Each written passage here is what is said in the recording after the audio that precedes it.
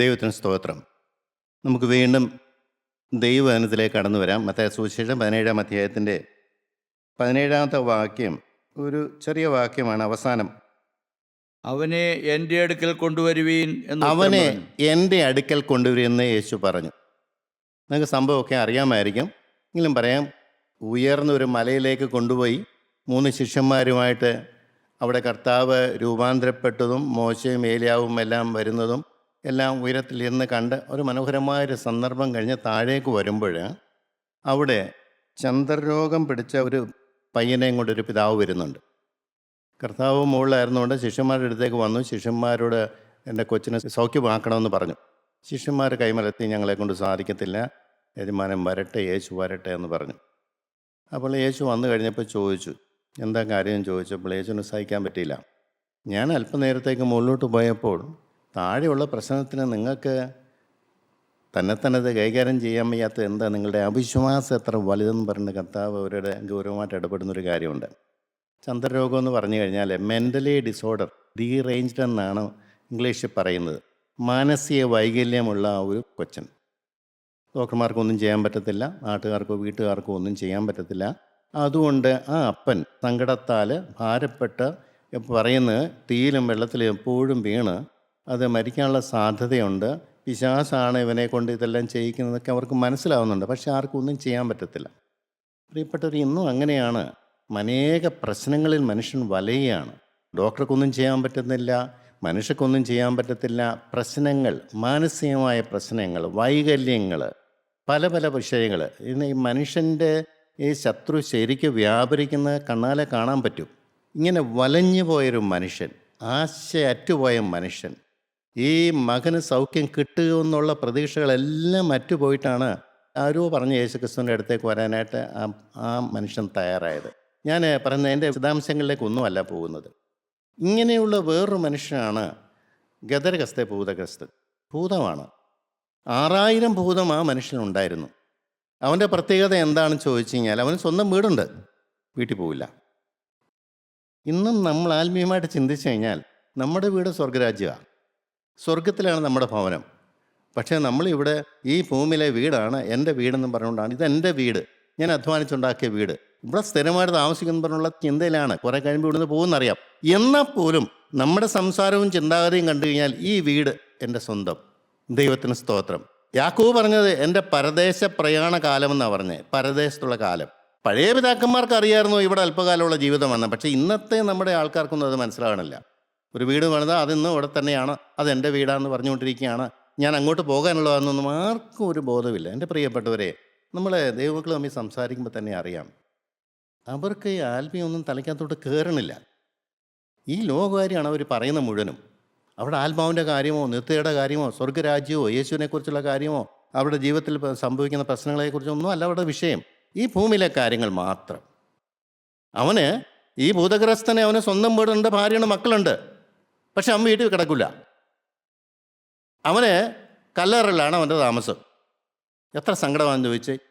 ഇന്നും അനേകരാണ് പ്രിയപ്പെട്ടവരെ, സ്വർഗീയമായി നമുക്ക് വീടുണ്ടെങ്കിലും അതിനുവേണ്ടി കാക്ഷിക്കുകയോ അവിടെ നിക്ഷേപം സ്വരൂപിക്കുകയോ ചെയ്യാതെ ഈ മരിച്ചവർ ജീവിക്കുന്ന ഭൂമിയിലാണ് നമ്മുടെ ആശ്രയം. ആത്മാവിൽ മരിച്ചവർ ജീവിക്കുന്ന ഭൂമിയിലാണ് നമ്മുടെ ഇവിടുത്തെ സന്തോഷം. അവൻ വസ്ത്രം ധരിക്കില്ല. വസ്ത്രം ഇല്ലാണ്ടാണോ? വസ്ത്രമുണ്ട്, ധരിക്കില്ല.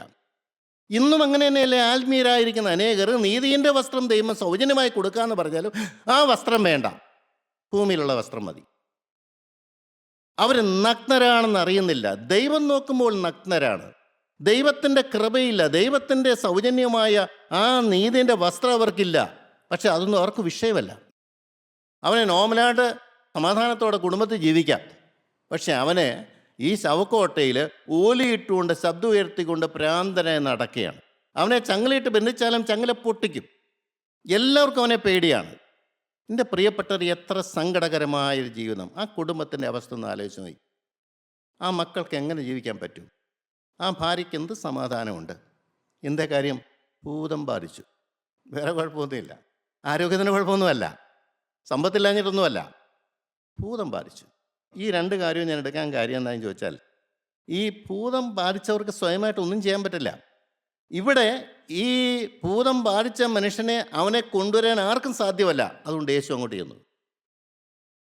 അവൻ്റെ അടുത്തേക്ക് അടുക്കാൻ ആർക്കും സാധ്യമല്ല. അത്രയ്ക്ക് ശക്തനായ മനുഷ്യനായതുകൊണ്ട് അവനെ സഹായിക്കാൻ ആരുമില്ലാത്തതുകൊണ്ട് യേശു അങ്ങോട്ട് ചെന്നു. എന്നാൽ ഇവിടെ ചന്ദ്രരോഗം പിടിച്ച മനുഷ്യനെ സംബന്ധിച്ച്, ആ ബാലനെ സംബന്ധിച്ച് അവൻ്റെ അപ്പനുണ്ട്. എല്ലാം കാണുകയും കേൾക്കുകയും ചെയ്യുന്നൊരു അപ്പനുണ്ട്. അപ്പന് ഒരു റൈറ്റ് ഡിസിഷൻ എടുത്തു. യേശുവിൻ്റെ അടുത്തേക്ക് ചെല്ലാം. ദൈവത്തിന് സ്തോത്രം. ഈ പയ്യനെ കണ്ടപ്പോൾ യേശു പറഞ്ഞു, അവനെ എൻ്റെ അടുക്ക് കൊണ്ടുവരാൻ പറഞ്ഞു. ഇന്ന് എല്ലാവരോടും എൻ്റെ യേശു പറയുന്ന, നീ എൻ്റെ അടുത്തേക്ക് വരിക. നിൻ്റെ പ്രശ്നം എന്താണ്? എന്താണ് നിൻ്റെ പ്രശ്നം? ഏത് ഭൂതമാണ് നിന്നിൽ ബാധിച്ചിരിക്കുന്നത്? നിന്നെ വലട്ടുന്ന പ്രശ്നം എന്താണ്? നിന്നെ അലട്ടുന്ന പ്രശ്നം എന്താണ്? നിൻ്റെ സമാധാനം കെടുത്തുന്ന ഏത് കാര്യമാണ്? നിൻ്റെ സന്തോഷം നഷ്ടപ്പെടുന്ന ഏത് കാര്യമാണ്? നിൻ്റെ വിഷയം എന്താണ്? നീ എൻ്റെ അടുക്കൽ വരിക. എത്ര പേര് പോകുന്നുണ്ട്? ഈ കാൽവറി ക്രൂശ് വെളിപ്പെട്ട് കെട്ടിയിട്ട് കൊല്ലം എത്രയായി? അവൻ്റെ കാൽപാദത്തിൽ ഇരുന്ന് ആശ്വാസം കണ്ടുന്ന എത്ര പേരുണ്ട്? നമ്മൾ കൂട്ടായ്മക്കാരാന്നൊക്കെ പറയും, എല്ലാം അഭിമാനിക്കാൻ ഒത്തിരി കാര്യമുണ്ട്. എല്ലാ കാര്യം ഞാനൊന്നും തുറന്നു പറയുന്നില്ല ഇപ്പം. പക്ഷേ യേശുവിൻ്റെ ക്രൂശിൻ ചൂട്ടിൽ ചെന്ന് അവനുമായിട്ട് സംസാരിക്കാനും ഹൃദയം പകരാനും ബന്ധനങ്ങൾ അഴിക്കാനും കാത് കുത്തിത്തുളച്ച അടിമയാണെന്ന് സ്വയം പറയാനും എത്ര പേരുണ്ട്? കൂട്ടായ്മയുടെ കുഴപ്പമാണോ? വചനത്തിൻ്റെ കുഴപ്പമാണോ? പരിശുദ്ധാത്മ ഇല്ലാഞ്ഞിട്ടാണോ? എല്ലാം ഉണ്ട്. പക്ഷേ എനിക്ക് മനസ്സല്ല യേശുവിൻ്റെ അടുത്തേക്ക് ചെല്ലാൻ. യേശുവിൻ്റെ വചനം കേട്ടിനും യേശുവിൻ്റെ അടുത്തേക്ക് എല്ലാം പറ്റില്ല. ഇപ്പം നമ്മൾ ഈ രണ്ട് സംഭവങ്ങൾ നോക്കുമ്പോൾ എല്ലാവരും നമ്മളതൊരു കഥ പോലെ അത് കേൾക്കും. ഓ, കഷ്ടമാണല്ലോ, ഭൂതഗ്രസ്തൻ്റെ കാര്യം കഷ്ടമാണല്ലോ, എങ്കിലും കർത്താവ് സൗഖ്യം കൊടുത്തു. അത് എന്നെ ബാധിക്കുന്ന വിഷയമൊന്നുമല്ല. ചന്ദ്രരോഗം പിടിച്ച മനുഷ്യനെ അപ്പൻ ഓടി വന്നു, അപ്പൻ യേശുവിൻ്റെ അടുത്ത് കൊണ്ടുപോയി കർത്താവിന് സൗഖ്യം കൊടുത്തു. എന്നെ സംബന്ധിച്ച ഒരു വിഷയമുള്ള കാര്യമൊന്നുമല്ല. എന്നെ അതൊരു രീതിയിലും ബാധിക്കില്ല. വേറെ ദിവസം പല കാര്യങ്ങളിങ്ങനെ എഴുതി വെച്ചിട്ടുണ്ട്.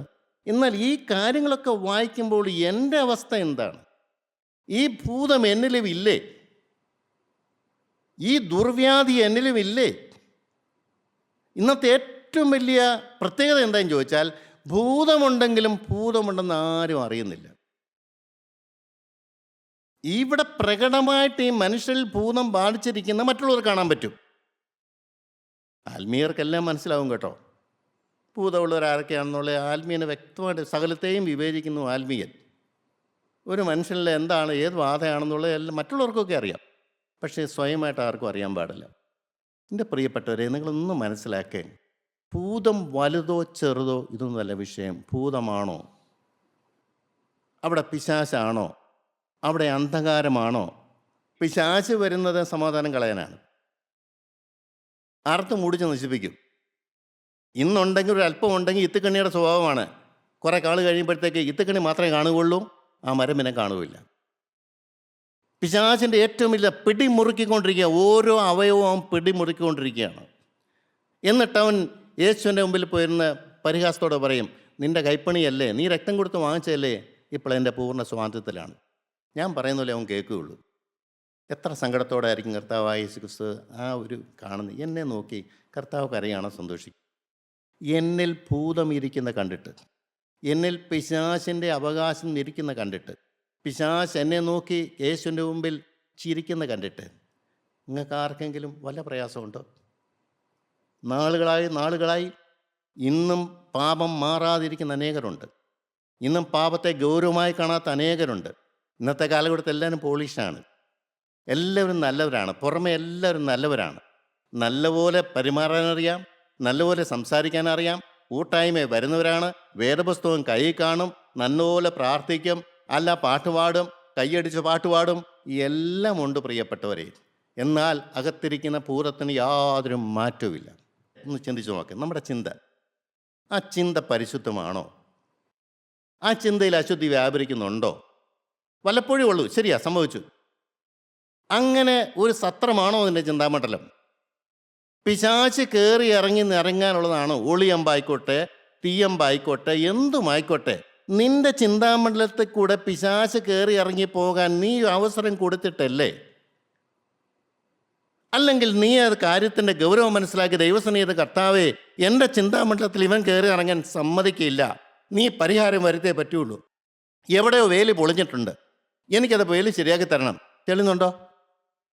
നിസ്സാരമായി കാണുകയാണ്. ഒരു പാളി ചിന്ത പോയി, മനുഷ്യരല്ലേ, ഈ പ്രായമൊക്കെ അല്ലേ, അതൊക്കെ കാണും എന്ന് പറയുന്നിടത്തോളം കാലം ഒരിക്കലും അതിന് പരിഹാരം കിട്ടുകയില്ല. നമ്മുടെ ചിന്താമണ്ഡലം വിശുദ്ധമാണോ? നമ്മുടെ വികാരങ്ങൾ വിശുദ്ധമാണോ? സ്വപ്നം നമ്മുടെ വിശുദ്ധമാണോ? ഇത് നമ്മളെ അശുദ്ധമാക്കുമെന്നാണ് പറഞ്ഞത്. ഒരിക്കലും ദൈവത്തിനവിടെ വസിക്കാൻ പറ്റുകയില്ല. ചിന്താമണ്ഡലം നോക്കിയാൽ നമുക്കറിയാം നമ്മൾ വ്യാപരിക്കുന്നത് ഭൂതമാണോ ഇല്ലെന്ന്. 2, നമ്മുടെ സ്വന്തം ഇഷ്ടം നടക്കണം, സ്വന്തം പ്ലാൻ നടക്കണം. സ്വന്തം ശരീരം മുറുകെ പിടിക്കുന്നവരുണ്ട്. സ്വയത്തിൻ്റെ വ്യാപാരമാണ്. എന്നെ എല്ലാവരും മാനിക്കണം, എന്നെ എല്ലാവരും സ്നേഹിക്കണം, ഞാൻ പറയുന്ന എല്ലാവരും അംഗീകരിക്കണം. നമുക്കിതിൽ നിർബന്ധങ്ങൾ വരും, നമുക്ക് ഈർഷ്യ വരും, നമുക്ക് മുഷിച്ചിൽ വരും, ഇഷ്ടക്കുറവ് വരും, അസഹിഷ്ണുത വരും. ഇതെല്ലാം എന്തുകൊണ്ടാണ് പ്രിയപ്പെട്ടവരെ? സ്വയത്തിൻ്റെ വലിയൊരു വ്യാപാരമുള്ളതുകൊണ്ടാണ്.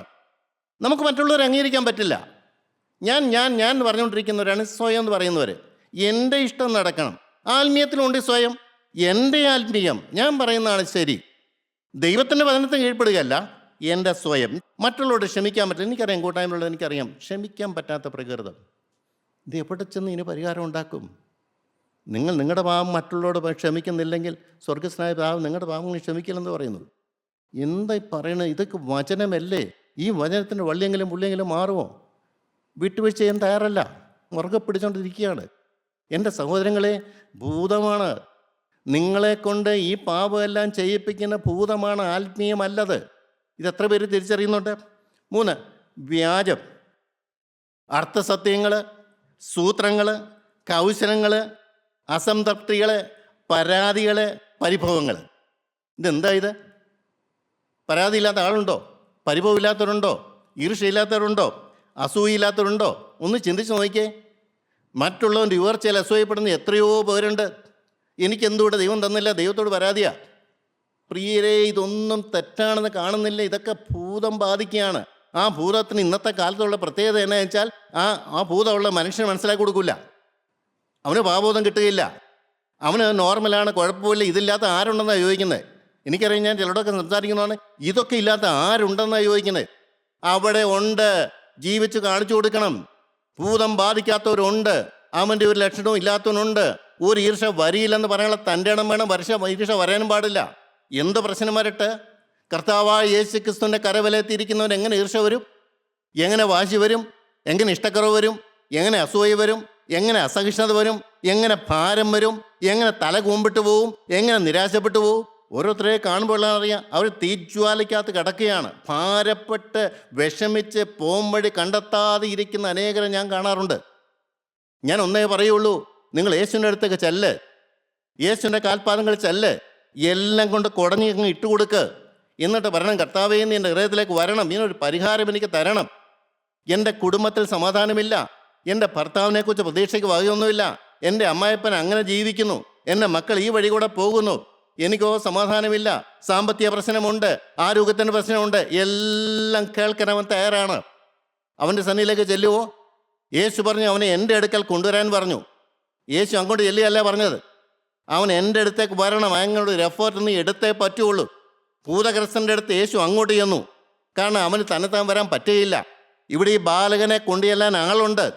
നീ ചെന്നേ പറ്റുള്ളൂ. നിനക്ക് ആരോഗ്യമില്ലേ? എൻ്റെ ദൈവത്തിന് സ്തോത്രം. എന്തെല്ലാം സൗകര്യങ്ങൾ ദൈവം തന്നിട്ടുണ്ട്. ക്രിസ്തുവിൻ്റെ സന്നിധിയിലേക്ക് ചെല്ലുന്നതിന് ആർക്കും ഒരു തടസ്സവും വേണ്ട. ഹൃദയം കൊണ്ടുപോകാം. ചിലർ പറയും, എനിക്ക് പ്രാർത്ഥിക്കാൻ നേരമില്ല. ഞാൻ പറഞ്ഞു, ഇരുന്ന് പ്രാർത്ഥിക്കണ്ട. പകൽ 12 മണിക്കൂറുണ്ടല്ലോ. ജോലി ചെയ്യുമ്പോൾ പ്രാർത്ഥിക്കാൻ പാടില്ലേ? ദൈവസന്നിധിയിലേക്ക് ഹൃദയം പോകാൻ പാടില്ലേ? അതിന് ആരുടെയെങ്കിലും ഒത്താശ വേണമോ? 12 മണിക്കൂർ സമയം നിനക്കൊണ്ട് നിനക്ക് ഇടയ്ക്കിടയ്ക്ക് ദൈവസന്നിധിയിലേക്ക് കടഞ്ഞു എന്നിട്ട് നിൻ്റെ ഭാരം ഇറക്കി വെക്കാൻ പാടില്ലേ? എൻ്റെ ദൈവമേ, നീ എൻ്റെ അടുത്തേക്കൊന്ന് ഇറങ്ങി വരണം. എൻ്റെ പ്രശ്നം നീ ഒന്ന് ഏറ്റെടുക്കണം. എനിക്ക് സമാധാനം കൊണ്ട് എന്നെ നിറയ്ക്കണം. എന്തേ പ്രാർത്ഥിക്കാൻ പറ്റാത്തത്? എൻ്റെ പ്രിയ സഹോദരങ്ങളെ, നിങ്ങൾ ദൈവസന്നിധി കുറ്റക്കാരാകും. ദൈവം ആർക്കും കടക്കാരനല്ല. ഇഷ്ടം പോലെ സമയമുണ്ട്, പ്രാർത്ഥിക്കാൻ സമയമുണ്ട്. ദൈവം ഒരിക്കലും പറഞ്ഞിട്ടില്ല മുട്ടുമേൽ നിന്ന് പോരാടിക്കൊണ്ട് ജയിക്കണമെന്ന് പറഞ്ഞിട്ടില്ല. പക്ഷേ നീ തിരക്കുള്ളവനാണോ? ആ തിരക്ക് മാറാൻ ദൈവം പറയുന്നില്ല. തിരക്കുള്ള സമയത്തും തിരക്ക് പിടിച്ച് ജോലി ചെയ്യുമ്പോഴും നിനക്ക് ദൈവസന്നിധിയിലേക്ക് ഹൃദയം പകരാം. ദൈവത്തിൻ്റെ സന്നിധിയിലേക്ക് നിനക്ക് ഹൃദയം പറയാം. പ്രിയ സഹോദരങ്ങളെ, നിങ്ങൾ മനസ്സിലാക്കണം. ഒരു വിധവ ഉണ്ടായിരുന്നു. ആ വിധവ എന്ന് പറഞ്ഞാൽ അറിയാമല്ലോ, ചിറകടിച്ചു പോയ പക്ഷിയാണ്. ആ വിധവയ്ക്ക് ഒരു പ്രതിയോഗിയുണ്ട്. ആ പ്രതിയോഗി ദിനം പ്രതി അവളെ ശല്യപ്പെടുത്തുന്നു. അവൾ ആ ന്യായാധിപൻ്റെ അടുത്ത് എന്നിട്ട് പറഞ്ഞു, എന്നെ പ്രതിയോട് പ്രതിക്രിയ ചെയ്ത് എനിക്ക് ന്യായം പാലിച്ചു തരണമെന്ന്. ആ ന്യായാധിപനെക്കുറിച്ച് വേദോസം പറയുന്നത് എങ്ങനെയാണെന്നറിയാമോ? ദൈവത്തെ ഭയമില്ല, മനുഷ്യനും ഭയമില്ല. എന്നിട്ട് പിന്നെ പറയുന്നു, ഞാൻ ഈ വിധവയെ ഭയപ്പെടുന്നു. വേറൊസം പറയുന്നത് എങ്ങനെയാണെന്നറിയോ? ആ അനീതിയുള്ള ന്യായാധിപൻ പറയുന്ന കേൾപ്പീൻ, എനിക്ക് ദൈവത്തെക്കുറിച്ച് ഭയവുമില്ല, മനുഷ്യ ഭയവുമില്ല, എങ്കിൽ ഞാൻ ഈ വിധവയെ ഭയപ്പെടുന്നു. ഞാൻ അവൾക്ക് ന്യായം പാലിച്ചു കൊടുത്തില്ലെങ്കിൽ ഇവൾ വന്ന് എന്നെ അസഹ്യപ്പെടുത്തുന്നതുകൊണ്ട് എൻ്റെ മുഖത്തടിക്കുമെന്ന്. നല്ല ചോദിക്കേ, ദൈവമോ രാപ്പകൽ തന്നോട് നിലവിളിക്കുന്നവരുടെ കാര്യത്തിൽ ദീർഘക്ഷമയുള്ളവനാകിയാൽ അവരെ വേഗത്തിൽ പ്രകൃതി നടത്തി രക്ഷിക്കുകയില്ലയോ? ലോകത്തിലെ ഒരു മനുഷ്യൻ, ദൈവഭയമില്ലാത്ത മനുഷ്യൻ, മനുഷ്യഭയമില്ലാത്ത ന്യായാധിപനാണ് അങ്ങനെ ചെയ്യുന്നുവെങ്കിൽ നിരന്തരം മുട്ടിപ്പായി പ്രാർത്ഥിക്കുന്നവരുടെ പ്രാർത്ഥന ദൈവം കേൾക്കില്ലെന്നാണ് ചോദിക്കുന്നത്. തീർച്ചയായിട്ടും കേൾക്കും. ഈ യേശുവിനെ നിങ്ങൾക്ക് പരിചയമുണ്ടോ? നിങ്ങൾക്ക് ചെല്ലാമല്ലോ, നിങ്ങൾക്ക് ഹൃദയം തുറക്കാമല്ലോ, നിങ്ങളുടെ പ്രശ്നം പറയാമല്ലോ, നിങ്ങളുടെ മക്കളുടെ പ്രശ്നം പറയാമല്ലോ, ഭർത്താവിൻ്റെ പ്രശ്നം പറയാമല്ലോ, അല്ല നിങ്ങൾ അഭിമുഖീകരിക്കുന്ന പ്രയാസങ്ങൾ പറയാമല്ലോ. ഒരു മനുഷ്യൻ നിങ്ങളുടെ പ്രയാസം ഏറ്റെടുക്കില്ല. നിങ്ങളുടെ പാപത്തിന് നിങ്ങളുടെ പരിഹാരം ആർക്കും തരാൻ പറ്റിയില്ല. നിങ്ങളുടെ ഭാരം ചുമക്കാൻ ആരെ കൊണ്ട് പറ്റിയില്ല. യേശു ക്രിസ്തുവിന് കഴിയുമെന്നാണ് പറഞ്ഞത്. അവൻ ഓരോരുത്തരെയും വിളിക്കുകയാണ്. നാം ചെല്ലാറുണ്ടോ? നമ്മുടെ സന്തോഷം അവിടെയാണോ? നമ്മുടെ ആനന്ദം അവിടെയാണോ? നമ്മുടെ സ്വസ്ഥത അവിടെയാണോ? ചേപ്രത്തിൽ വാക്യമുണ്ട്, വിശ്രമിക്കുന്നതിലും ആശ്രയിക്കുന്നതിലുമാവുന്നു നിങ്ങളുടെ ബലം. ഞാൻ ഒരാളോട് പറഞ്ഞപ്പോൾ, നല്ലതായിട്ട് തീക്ഷ്ണമായിട്ട് ജോലി ചെയ്യുന്ന ഒരാളാണ്, വില ചെയ്യുന്ന ആളാണ്. ഞാൻ പറഞ്ഞു, എൻ്റെ പൊന്നു സഹോദരാ, വേറെ ഇങ്ങനൊരു വാക്കുണ്ടെന്ന് ചോദിച്ചു. എവിടെയാണെന്ന് ചോദിച്ചു. അത് കാണിച്ചു കൊടുത്തു. വിശ്രമിക്കുന്നതിലും ആശ്രയിക്കുന്നതിലുമാണ് നിൻ്റെ ബലം, വേല ചെയ്യുന്നതിലല്ല. വേല ചെയ്യുമ്പോൾ നിനക്ക് ക്ഷീണമാണ് സംഭവിക്കാൻ പോണത്. കർത്താവിൻ്റെ സന്നിധിയിൽ എപ്പോഴും വേല ചെയ്യുമ്പോഴും കർത്താവിൻ്റെ സന്നിധി ഇരിക്കാമല്ലോ, പ്രസംഗിക്കുമ്പോഴും കർത്താവിൻ്റെ സന്നിധി ഇരിക്കാം. അതുകൊണ്ട് ആ ബാറ്ററി ചാർജ് പോവില്ല. ചാർജ് കുത്തിയിട്ടുകൊണ്ട് തന്നെയാണ് ഇതെല്ലാം ചെയ്യുന്നത്. പിന്നെ ചാർജ് പോകുന്നത് എങ്ങനെ? എൻ്റെ ദൈവത്തിന് സ്തോത്രം. ഫുൾ ചാർജ് എപ്പോഴും. ദൈവമായിട്ടുള്ള ബന്ധം, അതാണ് എൻ്റെ സന്തോഷം, അതാണ് എൻ്റെ ആനന്ദം. പ്രിയ സഹോദരങ്ങളെ, നാം വലയുന്നവരാണ്. ഭൂതം ഇഷ്ടം പോലെ നമ്മുടെ ഉള്ളിലുണ്ട്, പാരമ്പര്യമായി കിട്ടിയതാണ്, നമ്മളാരും കൊണ്ടുവന്നൊന്നുമല്ല. എന്നാൽ ഇതെല്ലാം ഇറക്കി കളയാന്നുള്ളതാണ് എൻ്റെ ജോലി. ഞാൻ ചിന്തിക്കാറുണ്ട്, 3 തലമുറയുള്ള പിതാക്കന്മാരുടെ ശാപൻ്റെ തലമുറയുണ്ട്, എനിക്കറിയാം. കർത്താവിനെ കാണിച്ചു തന്നിട്ടുമുണ്ട്. അത് മാറ്റാൻ എന്നെ കൊണ്ട് പറ്റൂ, അടുത്ത തലമുറയ്ക്ക് കൊടുക്കാതിരിക്കാൻ പറ്റൂ. ഇവിടെ വെച്ച് ഞാൻ മുറിച്ച് മാറ്റുകയാണ്. കർത്താവേ, എൻ്റെ അടുത്ത തലമുറയ്ക്ക് ഈ പാരമ്പര്യത്തിന് ശാപം വരാൻ പാടില്ല. അതിന് ഞാനിവിടെ വെച്ച് അത് മുറിച്ച് മാറ്റുകയാണ്. ഒരു മനുഷ്യന് സാധിക്കുമെന്നാണ് ഞാൻ പറഞ്ഞത്. ശാപങ്ങൾ മാറ്റാൻ ഒരു മനുഷ്യന് സാധിക്കും. അവന് ക്രിസ്തുവിനോടുള്ള ബന്ധത്തെ പ്രതി, ക്രിസ്തുവിനോടുള്ള അവൻ്റെ സമർപ്പണത്തെ പ്രതി അവൻ്റെ ബന്ധനഴിക്ക് മാറ്റം വന്നില്ല. പാരമ്പര്യത്തിൻ്റെ ശാപവും മാറ്റി കൊടുക്കും. ഇന്നിങ്ങനെയുള്ളവരെയാണ് വേണ്ടത്. ശാപം മാറിയവർ, ദൈവം വസിക്കുന്നവർ, ദൈവം നിയന്ത്രിക്കുന്നവർ, പരിശുദ്ധാത്മാവിൻ്റെ കീഴിലിരിക്കുന്നവർ, രക്തത്താൽ കഴുകൽ പ്രാപിച്ചവർ, സ്വർഗീയ ദൂതന്മാരുടെ സംരക്ഷണമുള്ളവർ, ഇവിടെ നാവ് ദൈവത്തിനു വേണ്ടി വേർതിരിച്ചവർ, അവർക്കുള്ളതെല്ലാം ദൈവത്തിനു വേണ്ടി കൊടുത്തവർ. അവർക്കാണ് സമാധാനം, അവർക്കാണ് സന്തോഷം, അവരാണ് ബന്ധനമഴിഞ്ഞ സമാധാനത്തോടെ ഭൂമി ജീവിക്കുന്നത്. അർത്ഥസത്യവും സൂത്രവും കൗശലവും തന്ത്രവും അല്ല. ഒരു സ്വല്പം ലാഭമുണ്ടെന്ന് അറിഞ്ഞാൽ നമ്മൾ സൂത്രമൊക്കെ പ്രയോഗിക്കത്തില്ലേ? ഒരു സ്വല്പം രൂപയുടെ ലാഭമുണ്ട്, ടാക്സ് വെട്ടിക്കുക എന്നൊക്കെ പറയുന്നൊക്കെ കാര്യങ്ങളൊക്കെ ഇതിനകത്ത് വരുന്ന കാര്യമാണ്. ഞാൻ ആരെ ഉപദേശിക്കാൻ പ്രാപ്തനല്ല. അത് വേണ്ടപ്പെട്ടവർ പറയുന്ന പോലെ കാര്യങ്ങൾ ചെയ്യണം. പക്ഷെ നമ്മുടെ ഉള്ളെപ്പോഴും നിർമ്മലമായിരിക്കണം. കൈസർക്കുള്ള കൈസർ കൊടുക്കണം, ദൈവത്തിനുണ്ടോ ദൈവത്തിന് കൊടുക്കണം. ദൈവത്തിന് സ്തോത്രം. ഭൂതം വ്യാപരിക്കുന്നൊരു കാര്യമാണ് ഭാരം. നമ്മുടെ തല കുമ്പിട്ടിരിക്കും, തല ഉയർത്താൻ പറ്റില്ല, നമുക്കൊരു സാക്ഷ്യം പറയാൻ പറ്റില്ല, നമുക്ക് ദൈവത്തിൻ്റെ വില ചെയ്യാൻ പറ്റത്തില്ല, നമുക്ക് ദൈവത്തെ ആർക്കും കാണിച്ചു കൊടുക്കാൻ പറ്റില്ല. ഭാരച്ചുമട് കൊണ്ട് തല കുമ്പിട്ട് പോയ അനേകരെങ്കിലും പല വിഷയങ്ങൾ, ലോകകാര്യങ്ങൾ, ഇതൊക്കെ ദൈവത്തിന് തന്നെ കൊടുക്കാൻ പാടില്ലേ?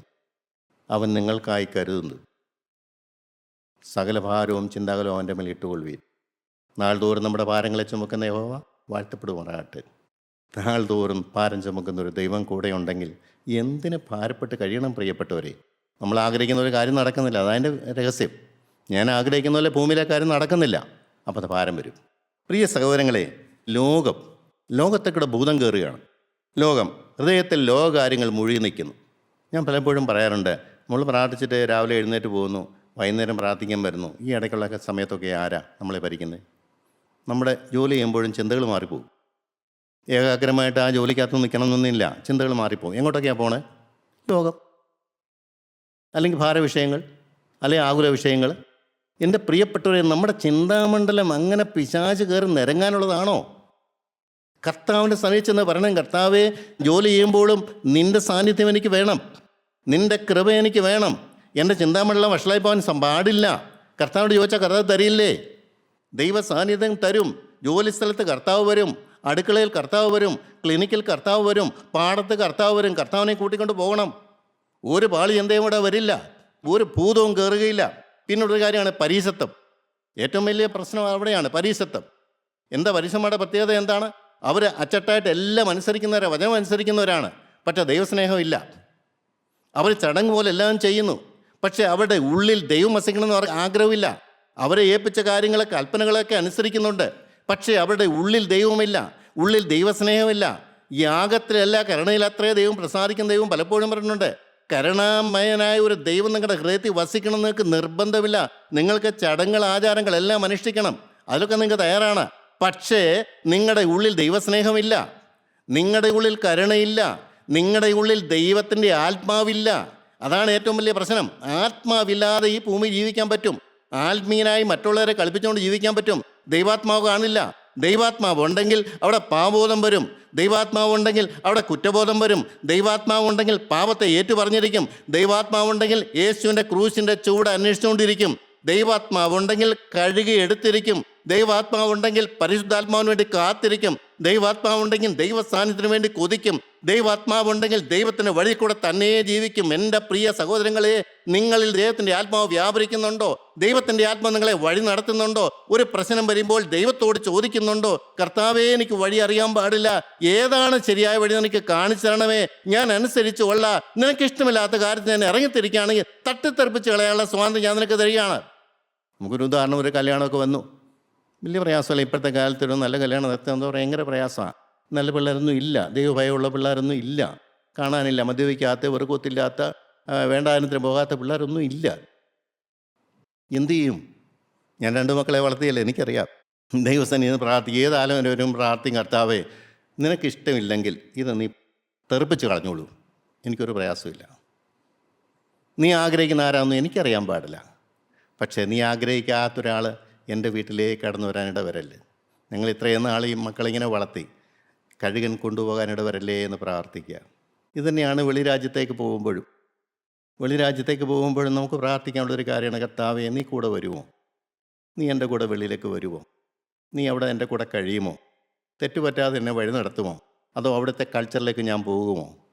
എനിക്കൊരടുത്ത തലമുറയുണ്ട്, അവർ നശിക്കുന്ന കാണാൻ എനിക്കിട വരുമോ? വളരെ വ്യക്തമായി പ്രാർത്ഥിക്കണം പ്രിയപ്പെട്ടവരെ. ഞാൻ സങ്കടത്തോടെ പറയണേ, നമ്മുടെ മക്കൾക്ക് വേണ്ടി ആരും കരുതുന്നില്ല. നിങ്ങളുടെ സ്വന്തം ഇഷ്ടം മാത്രം നടക്കുന്നു, സ്വന്തം താല്പര്യം മാത്രം നടക്കുന്നു, സ്വന്തം സുഖം മാത്രം നടക്കുന്നു. അടുത്ത തലമുറ മക്കൾ എങ്ങോട്ട് പോകുന്നു ആരും ചിന്തിക്കുന്നില്ല. അവരേത് സ്ഥലത്താണ് ജീവിക്കാൻ പോകുന്നത്, അവിടെ കൾച്ചർ എന്താണ്, അവരെ ദൈവത്തിന് കിട്ടുമോ? പ്രിയപ്പെട്ടവരെ, നിങ്ങൾ എന്തുകൊണ്ട് ചിന്തിക്കുന്നില്ല? ചിന്തിക്കണം. നിങ്ങളുടെ മക്കൾക്ക് വേണ്ടിയാണ് നിങ്ങൾ ജീവിക്കുന്നത്. നിങ്ങളുടെ മക്കൾക്ക് വേണ്ടി കരുതിയില്ലെങ്കിൽ ദൈവസ്നേഹം നിങ്ങളിൽ നിന്ന് മാറിപ്പോകും. എന്നാൽ വേറൊരു കാര്യമാണ് വേലയിലുള്ള ആവേശം. ഞാൻ ഇന്ന് കാണുന്നൊരു വലിയ പ്രത്യേകതയാണ്, വലിയ ആവേശം വേല ചെയ്യാൻ. വേല ചെയ്യേണ്ടത് ആരാ? പരിശുദ്ധാത്മാവാണ്. പരിശുദ്ധാത്മ വേല ചെയ്യുന്ന എപ്പോഴാണ്? എൻ്റെ ഹൃദയം 100% കർത്താവിനായി വേർതിരിക്കപ്പെടുമ്പോൾ. ഞാൻ തന്നെ ഇവിടെ ലേബൽ ഒട്ടിക്കുകയാണ്, യഹോവയ്ക്ക് വിശുദ്ധം, ഇത് കർത്താവിന് വേണ്ടി വേർതിരിക്കപ്പെട്ടത്. ഞാൻ ലോകക്കാരനല്ല, ഞാൻ അല്പകാലം ഇവിടെ ഭൂമി ജീവിച്ച് പറന്നു പോകാനുള്ളതാണ്. സ്വർഗരാജ്യമാണ് എൻ്റെ ലക്ഷ്യം. കർത്താവ് പറഞ്ഞ വാഗ്ദത്തം എനിക്ക് പാലിക്കണം. എനിക്കിവിടെ വലിയ കാര്യമൊന്നുമില്ല. അതുകൊണ്ട് വേല, കർത്താവ് ആഗ്രഹിക്കുന്ന വേല, കർത്താവ് പരിശുദ്ധാത്മാവ് നിവർത്തിക്കാൻ താല്പര്യപ്പെടുന്നെങ്കിൽ ഞാൻ തയ്യാറാണ്. ഞാനിവിടെ ഒരു കുറ്റി പോലെ അവിടെ നിൽക്കും, ദൈവം പ്രവർത്തിക്കും. എൻ്റെ ദൈവത്തിന് സ്തോത്രം. പ്രിയപ്പെട്ടവരെ, എന്നാൽ ഒരിക്കലും വേല കൊണ്ട് നമ്മുടെ പാപം മാറില്ല, വേല കൊണ്ട് നമ്മുടെ ബന്ധനം അഴിയുകയില്ല.